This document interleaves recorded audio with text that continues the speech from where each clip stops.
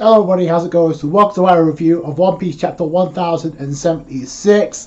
And Oda decides to throw yet another breadcrumb when it comes to like his statement back at Jump Festa about the potential of a clash this year with the ending of this chapter, which I'll get into. This chapter builds up the suspension and tension of a possibility of there being a traitor in the ranks. But I'll get to that as well. We start off with Luffy and Vegapunk on the cover of Weekly Shonen Jump, along with Chopper. Oda decides to top that with the awesome colour spread of the Straw Hats that we got. Very refreshing to see the Straw Hats on a colour spread. And honestly, this might be one of the best ones that we've gotten. Especially, it looks like it resembles a jigsaw puzzle with how it's structured.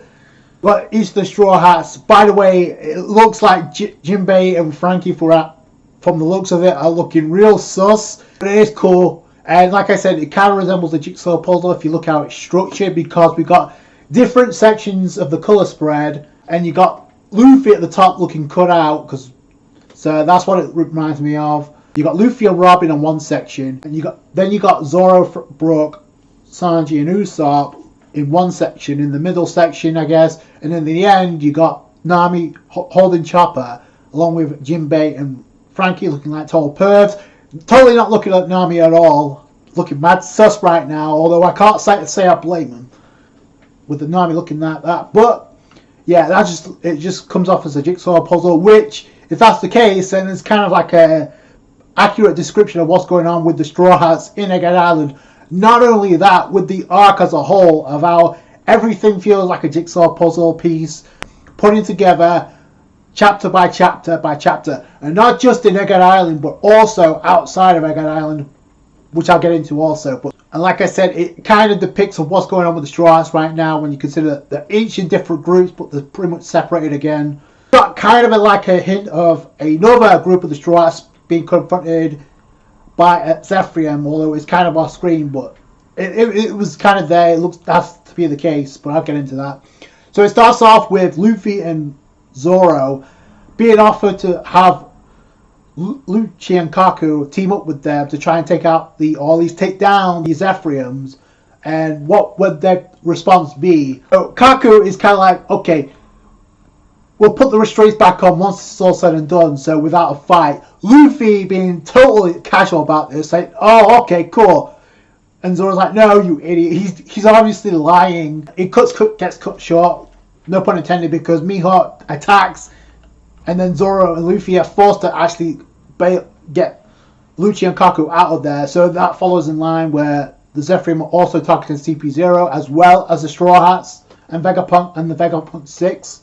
Or in this case, the Vegapunk 7 because of the original. But the attack that Zoro notices Mihawk unleashing, or Zephyr Mihawk unleash, he notices is similar to the one that Daz Bones, Mr. 1, back at Elbaf used against him. So I like how Zoro recognizes that. So it's something that we've seen with the Zephyrim before. They have other abilities from other Devil Fruit users. We saw this with Zephyr and Jinbei using Senor Pink's Devil Fruit ability, and Frankie noticed that too. So here is Zoro. And then Shaka actually pretty much asks CP0, hey, what's your purpose here? What was your mission here?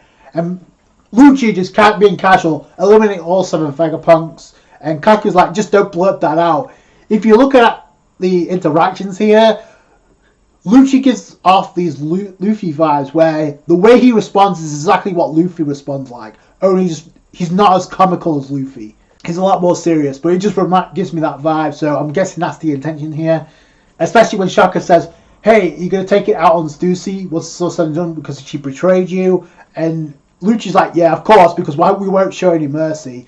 Kaku's like, yo, you're giving them every reason in the book not to like go through with this and actually keep us locked up here. Then it comes to a point where Zoro notices Nami screaming, and that goes back to my point. It looks like the Brook and Nami we saw in the last chapter with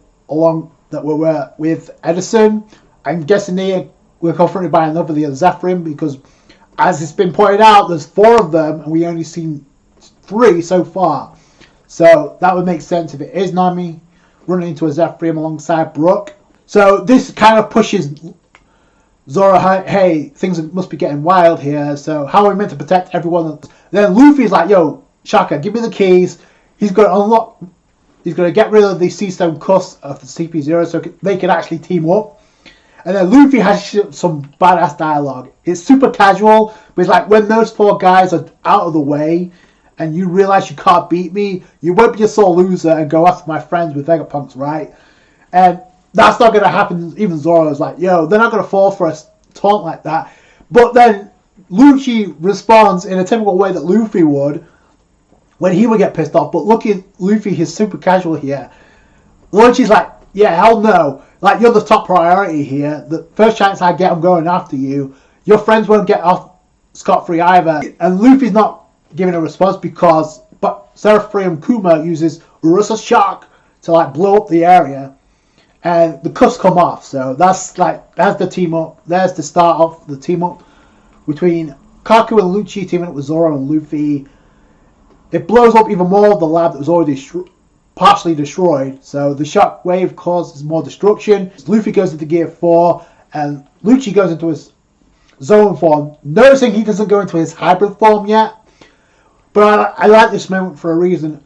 And it's very subtle, but as Luffy's about to attack, Luffy's like, he apologizes to Bonnie, who's not even there, by the way. It's like, because Seraphim Kuma looks like Bonnie's dad, so I like the fact that Luffy's apologizing before he attacks, even, like I said, with Bonnie not even being there. Both Lucci and Luffy attack with Calm Gun, I guess, both of them. Kaku uses Tempest White Thunder, and Zoro uses Pyogatori Onigiri, which is the same move he used on Killer in his fight in Wano Act 2. So that was actually kind of neat. He said both send Kuma and Seraphim Mihawk flying.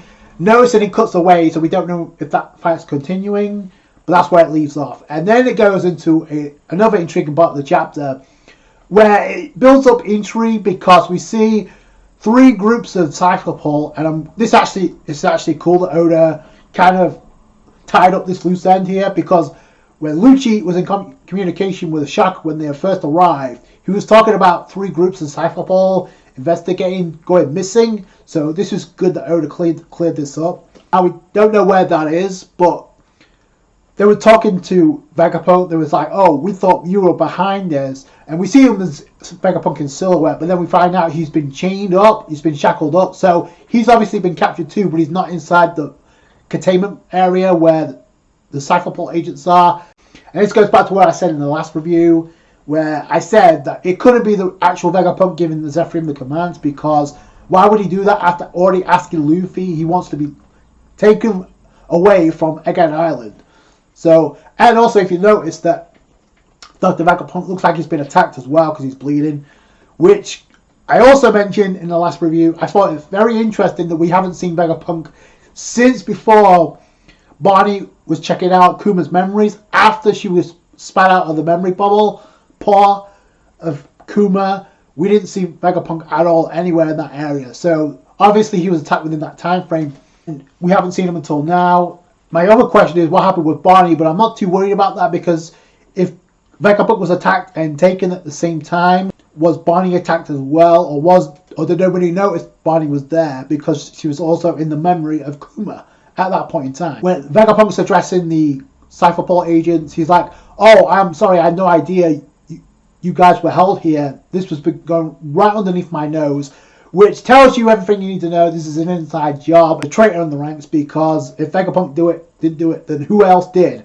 I still think it's somebody with Vegapunk's DNA that's been plotting all this, especially considering these Cypherpole agents inspected the island long before the Straw Hats and Bonnie got there. So this has been going on for quite a while. Not only that, they've been leaking information to the world government about the research into the poneglyphs. That should have been impossible, and spat that information off to the world government. And now they're on the attack. And Oda decides, we get a scene of where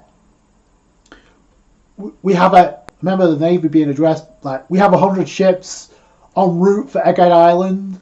Like, I'm guessing that's Kizaru along with Saturn, because he was asking for a fleet of ships. So 100 ships are heading their way. So that also goes back to what I said. It can't be Saturn and Kizaru behind what's going on inside Egghead Island, because that would defeat the purpose of asking for a fleet of ships. It builds up the intrigue, and it's looking more and more like there's a traitor in the ranks. This really ties back into, I personally think, whoever the Stella is, because we still have no idea who this Stella is, or if this Stella is actually a boy or a girl. We don't know. But it was just name dropped, and we haven't seen Stella. And like I mentioned in the last review, nothing about that comes up except for the girl who was in One Piece film Gold, and that was back in 2016, and it's non-canon anyway. We cut away to, and it's obvious they're on Elbaf. We get a complete reenactment of Luffy asking Shanks to take them with him, only this time it's a child from Elbaf asking Shanks to take them with them, because it's exactly the same vibes you get. But before this goes any further, they're kind of interrupted by Rockstar, who literally just says, hey, that bastard's actually attacking us, and they're talking about Kid. So far they've been scrapping with our youngsters, but what you there about to depart, and then we see Ben Beckman, Lucky Roo, and Yasop tell, yo, we're about to do this. Then Shanks asks, hey, Dory Braggy, can you lend me a hand? First one still then they appear. And not only that, Omi and Kashi are also there. There's two giants interacting with Usopp back in Eni's lobby.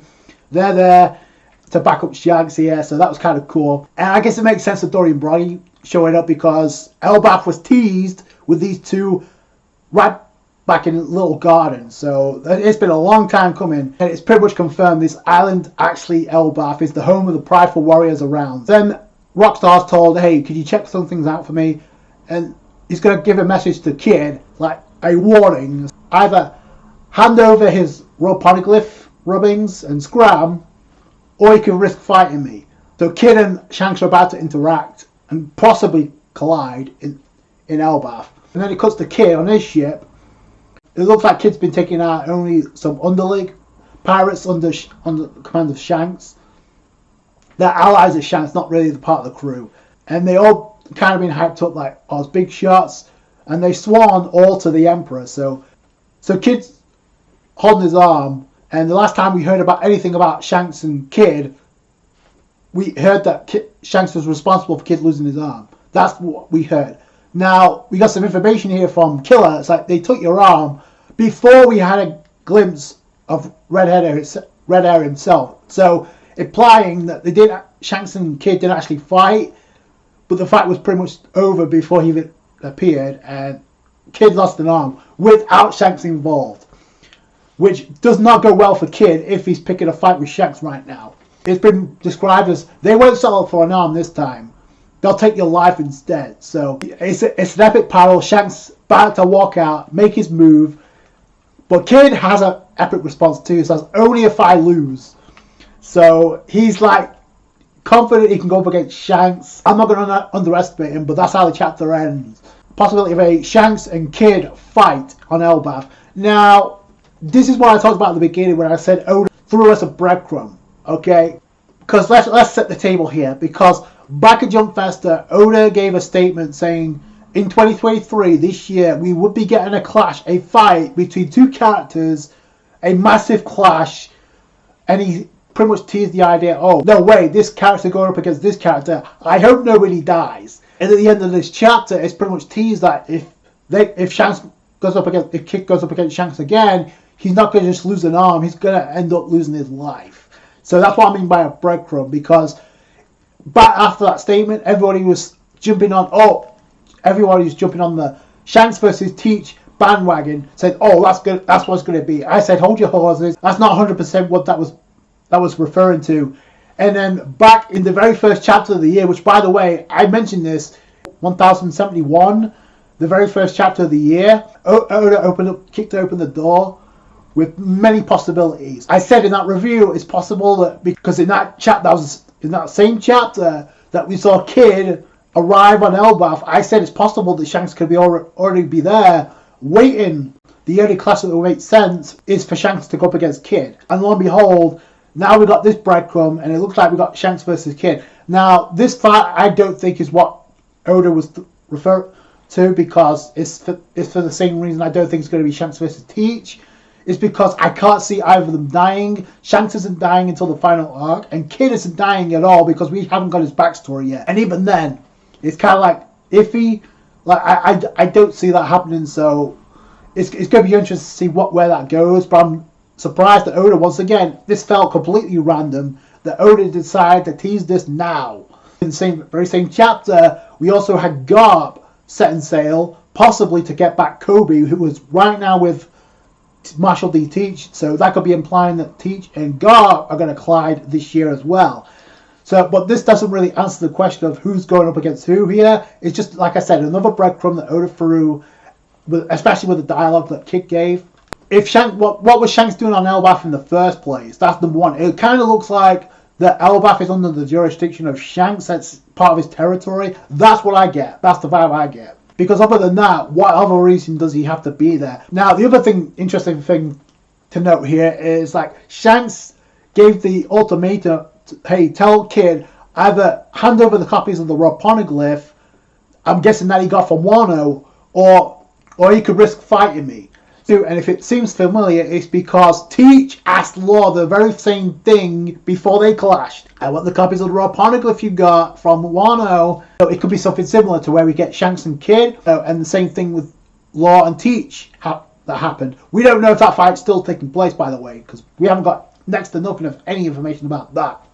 With Oda splicing this in this chapter, I don't know if it was really needed. It's kind of like chapter 1071. Did we really need to get a tease of Kid showing up on Elbaf now when we got this arc going on? And this is why I said, like, it felt like Oda was looking to wrap up this arc pretty soon, and now there's a bit more time because with this whole mystery assailant thing going on, with these having control over the Seraphim attacking everybody that's in the lab right now, with the Straw Hats, the Vegapunk 6 or 7, and also now CP0. So that's a way of extending things. So I'm wondering how much longer we got to go before we actually get to Elbaf, because all signs pointing to Elbaf being the next major arc, a Wano type arc, if you will. And by the way, that got as much, if not more, foreshadowing as Wano did. I don't see Oda jumping back and forth with this. Oda decided to sprinkle this in for a reason, but we still got business to attend to. Right now, we've got a Seraphim encountering a group of the Straw Hats. It looks like the group with Brook and Nami because of Nami yelling, but it could be something else. We don't know. Another group that also got encountered by a Seraphim Boa Hancock was Frankie, Usopp, and Lilith. And Yoko immediately got turned to stone by Seraphim Boa Hancock. Frankie actually asked, can we fight back? And Lilith in the last chapter responded, no, because we don't stand a chance. But I feel like they're going to anyway, just because it gives Frankie something to do, who has... This is going to be his arc to shine. If he gets any arc to shine, it's going to be here. He's heavily tied with Vegapunk. He's a fanboy of Vegapunk, so it's a perfect opportunity for Frankie to get some shine. And by extension, Usopp will also get some shine as well because he's involved with this. And if there's any Straw Hat that needs any type of shine after Wano, it's Usopp. Shanks' his crew being on Elbaf. And I mentioned back in when I reviewed chapter 1066, intrigue of Robin and possibly her journey, learning about the Void Century and bumping into Soul again. There's going to be a mass of reunions on Elbaf after this chapter, because not only are we going to Soul and Robin, but we potentially could get, if the Red Eye Pirates are still on Elbaf by that point, the Straw Hats pull out, we could get Yasopp and Usopp reuniting. On top of that, Usopp's going to have a heavy involvement with Elbaf, just because it's the home of the Pride Warriors, and Usopp's dream is to be the brave warrior of the sea, so that coincides with Usopp's dream as well, don't you think, on Elbaf? A lot of people are thinking this. It's been years in the making. It would make perfect sense. You'd also tie up Robin's journey. This pretty much all started with Dory and Bragi interacting with the Straw Hats on Little Garden, so it makes sense that with two giants that we get shown once we actually get an Elbaf. So it's hard not to think that Elbaf's going to be the next arc, which my point to this is, if that's the case, then I don't see it necessary for there to be somebody of the Straw Hats being captured. There's a possibility of it happening. I don't know if that would do the Straw Hats any favors. Like I said, there's a lot of loose ends, and it really does feel like a jigsaw puzzle with Oda putting different pieces in each chapter. And I wonder if that's really the original plan here, if that's really the plan of Oda, to like sprinkle, because he literally did this 2 chapters ago with the reveal of Vivi still being fine, but only with I feel like, was that really necessary right now? Because this is something you would expect going up at the end of the arc, but I kind of feel like we have to get a reveal of Stella, who Stella is. The longer Oda waits for it, and my money's on Stella being behind all this when it comes to like controlling the Seraphim, but possibly having DNA of Vegapunk, because who else could it be at this point? But the longer he leaves this and it ends up being a new character, at this point in the arc, unless it's somebody we've already seen, it's not going to have much impact. It's not really that conclusive, but Stella has to be somebody we've already seen. I don't know how you guys feel about this, but that's just my thought on that. Especially considering we're on break next week, so the longer Oda leaves this, the less impact it's going to have if it's somebody new that we haven't seen before, which would make no sense. Oda teasing us again with Elbaf and a possibility of Shanks crossing paths with Kid. I did say there's a possibility of Shanks bumping into Kid, so Oda could go in a completely different direction for this arc. I'm real curious to see what the end game here is with Vegapunk.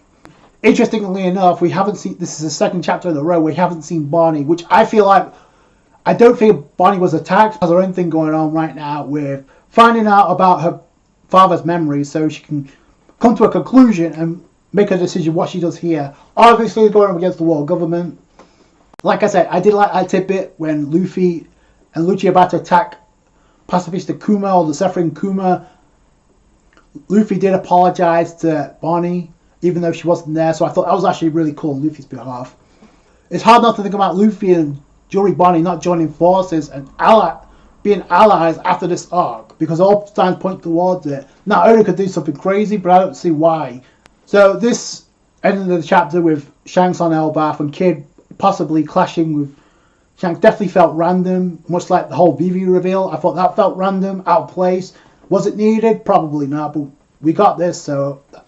And I'm wondering how long it's going to be before we actually get this. So that's going to be crucial as well. So let me know what you guys think down below. Those are my thoughts. So that's going to do it for you guys. Thanks for watching. Like the review if you did. A thumbs up. I appreciate that. Subscribe to One Piece. Catch you guys later. Thanks guys. Bye.